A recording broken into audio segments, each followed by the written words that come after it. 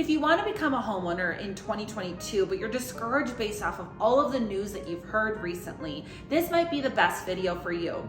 We're going to be covering 3 tips on how to make your offer stand out where you don't have to go way above and beyond over asking. It's not always the highest price that wins. I'm Katie, the real estate gal in Denver, Colorado. I am a licensed real estate agent in this state. If you have any buying needs, selling needs, or anything in between, I'm your gal. Also, if you find this video helpful, please hit the like button, or you can subscribe because I do release videos every single Wednesday. So let's dive into those 3 tips to make your offer stand out.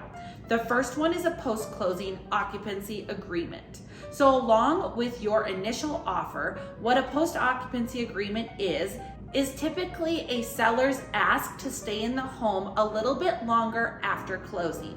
So typically a closing is 30 days. If the seller needs to look for a new place to go, they might request a 30-day or 60-day extension to stay in the home while they search for a replacement home.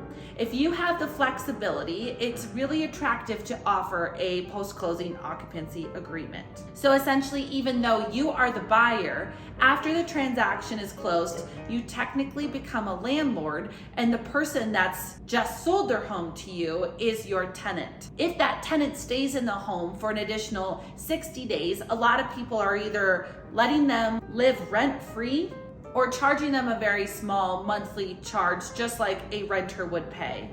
In that agreement, you would be having a security deposit just in case that seller damages any property before they actually move out of the home. But a post-closing occupancy agreement is a really great way to stand out. One more quick example. If you're putting an offer in on a $450,000 home and you're offering $470,000 and there's a second offer that is also at $470,000, but this buyer is giving an additional 60 days for that seller to stay in the home to look for a new home, they probably just won the bid. The second thing that you can do to have your offer stand out is to offer an appraisal gap. What that is it's an insurance to the seller stating that if the appraisal comes back low, you will cover up the difference in cash. That difference is a predetermined amount that you need to be comfortable with, and it's a really great conversation to have with your lender ahead of time, because that additional cash is in addition to your down payment. For example, if you have a $500,000 house, you'd like to offer $525,000, there is a $25,000 difference there.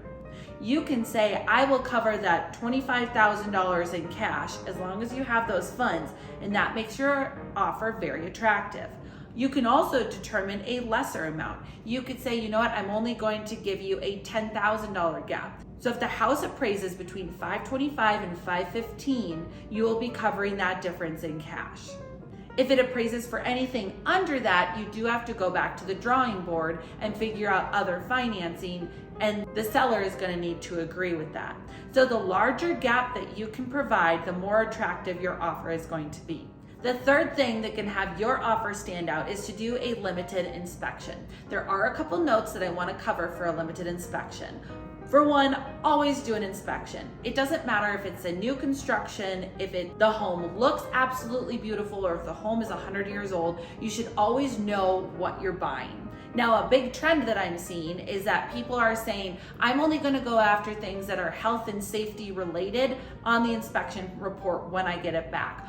Or I'm only going to go after things that are worth $1,500 or more, or $3,000 or more. And those big ticket items would be foundation, roof, furnace. But what the buyers are doing is they're foregoing the small little things, maybe a outlet that isn't grounded, or replacing carpet because it has a lot of wear and tear to it.